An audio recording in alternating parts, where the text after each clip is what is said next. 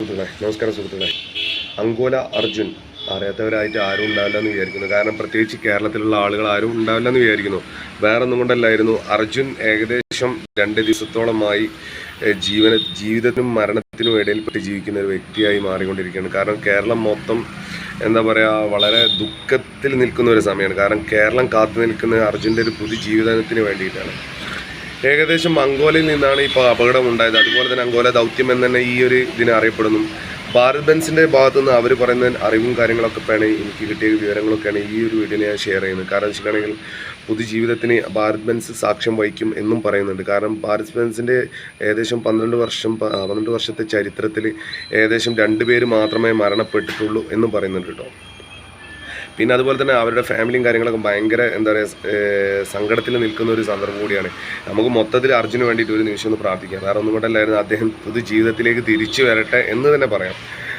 വളരെ എന്താ പറയുക, അധികൃതരുടെ ഭാഗത്തു നിന്ന് തന്നെ നല്ല രീതിയിൽ തന്നെയാണ് റെസ്പോൺസും കാര്യങ്ങളൊക്കെ ലഭിക്കുന്നു എന്നും നമുക്ക് അറിയുന്നുണ്ട്. ഏകദേശം 100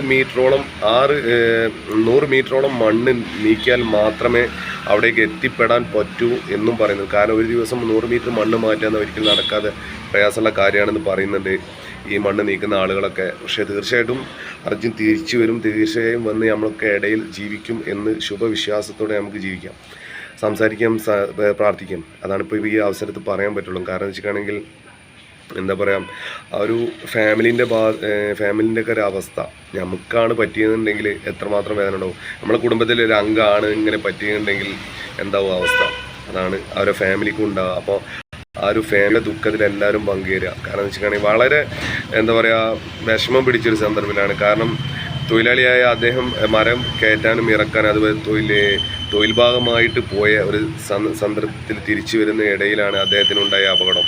വളരെ ദുഃഖം എന്ന് തന്നെ പറയാം. ഒരുപാട് ആൾക്കാർ ഇതിന് ദൗത്യത്തിന് പിന്നിലുണ്ട്. തീർച്ചയായിട്ടും അർജുൻ തിരിച്ചു വരും എന്ന് തന്നെ പറയാം നമുക്ക് കേട്ടോ. എന്ന് വെച്ചിട്ടുണ്ടെങ്കിൽ ഇങ്ങനത്തെ ഒരു സന്ദർഭത്തിൽ എന്താ പറയുക, ജാതി മത വ്യത്യാസമില്ലാതെ കേരളം ഒന്നിക്കുന്ന സമയങ്ങളാണ് ഇങ്ങനത്തെ ഒക്കെ ഉണ്ടായത്. കാരണം കേരളത്തിലാണ് ഇങ്ങനെ സംഭവിച്ചതെന്നുണ്ടെങ്കിൽ തീർച്ചയായിട്ടും ഒരുപാട് ആളുകൾ പറയുന്ന കമന്റിലൂടെ പറഞ്ഞാണ് എന്നോടൊക്കെ, ഇത് കേരളത്തിലാണ് സംഭവിച്ചത്, തീർച്ചയായിട്ടും അത് തിരിച്ചു വരും എന്നായിരുന്നു എല്ലാവരും പറഞ്ഞത്. കാരണം വെച്ചിട്ടാണെങ്കിൽ കേരളത്തിൽ എല്ലാവരും ഒറ്റക്കെട്ടായി നിൽക്കുന്നത്. അത് കാരണം വേറെ സംസ്ഥാനത്തായതുകൊണ്ട് മാത്രമാണ് അർജുന് ഇത്രയും എന്താണ് കാലതാമസം പിടിക്കുന്നത്. അങ്ങനെ അധികൃതരുടെ ഭാഗത്തുനിന്ന് അനുകൂലമായ കാര്യങ്ങളൊന്നും, നല്ല നടപടിയും കാര്യങ്ങളൊന്നും കിട്ടുന്നില്ല എന്ന് പറയുന്നത്. തീർച്ചയായിട്ടും ഇതിൻ്റെ സത്യാവസ്ഥ എന്താണെന്ന് നമുക്ക് കൂടുതൽ അറിയാൻ പറ്റില്ല. കാരണം വെച്ചിട്ടാണെങ്കിൽ അവർക്ക് അവരുടേതായിട്ടുള്ള ബുദ്ധിമുട്ടും കാര്യങ്ങളൊക്കെ ഉണ്ടാവും. കാരണം ഈ ഒരു ദൗത്യം എൻ്റെ ഒരു അഭിപ്രായത്തിൽ പറയുകയാണെന്നുണ്ടെങ്കിൽ അവർ ഇന്നലെ രാത്രി നിർത്തലാക്കി, പിന്നെ ഇന്ന് രാവിലെ തുടരും എന്നൊക്കെ പറയാം. അത് എന്നെ സംബന്ധിച്ച് പറയുകയാണെങ്കിൽ എൻ്റെ വീട്ടിൽ നിന്ന് ഒരാൾ അങ്ങനെ സംഭവം പറ്റുകയാണെന്നുണ്ടെങ്കിൽ എന്നെ സംബന്ധിച്ച് പറയുകയാണെങ്കിൽ എനിക്ക് പറ്റത്തില്ല. കാരണം എനിക്ക് 24 മണിക്കൂറായാലും എനിക്കിങ്ങനെ അയാളെ പുറത്തെടുത്തേ പറ്റുള്ളൂ. അപ്പം അങ്ങനെയൊക്കെയുള്ളൊരു ഇതാണ്. ആ ഒരു കൺസെപ്റ്റും കാര്യങ്ങളും ആ ഒരു ഇതൊന്നും അധികൃതരുടെ ഭാഗത്തുനിന്നും കിട്ടിയിട്ടില്ല എന്നുള്ള ഇതൊക്കെയാണ് കുടുംബത്തിൻ്റെ ഒരു ആരോപണവും കാര്യങ്ങളും. അത് അവരെ പറഞ്ഞിട്ട് കുറ്റില്ല. കാരണം അവർക്ക് നഷ്ടം അവർക്കാണ്. അതുകൊണ്ടാണ് അവർ ആ ഒരു ഇതിനെപ്പറ്റി എന്താ പറയുക, ആ ഒരു അഭിപ്രായം പറഞ്ഞത്.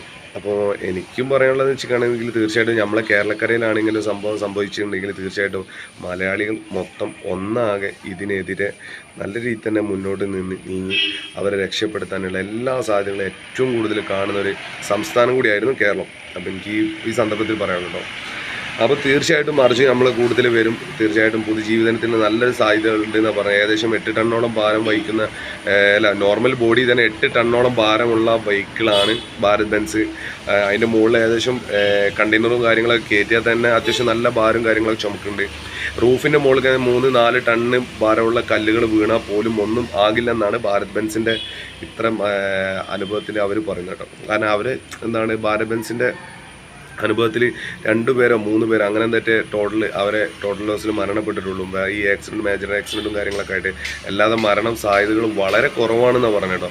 തീർച്ചയായിട്ടും അങ്ങനെ തന്നെ ആവട്ടെ. തുടർ കഥകളും തീർച്ചയായിട്ടും അങ്ങനെ തന്നെയാണ് കേരളം മൊത്തം കേൾക്കാൻ ആഗ്രഹിക്കുന്നു, കാണാൻ ആഗ്രഹിക്കുന്നു. അർജുൻ തിരിച്ചു വരാൻ വേണ്ടിയിട്ടാണ്. അർജുനൊരു ബുദ്ധിമുട്ട് എന്ന് പറയുന്നത് ഭക്ഷണമോ വെള്ളമോ കിട്ടാത്തൊരു ബുദ്ധിമുട്ടാണ് ഇപ്പോൾ അതിലുണ്ട്. അതുപോലെ തന്നെ ശ്വാസവും കിട്ടാത്തൊരു ബുദ്ധിമുട്ടാണ്.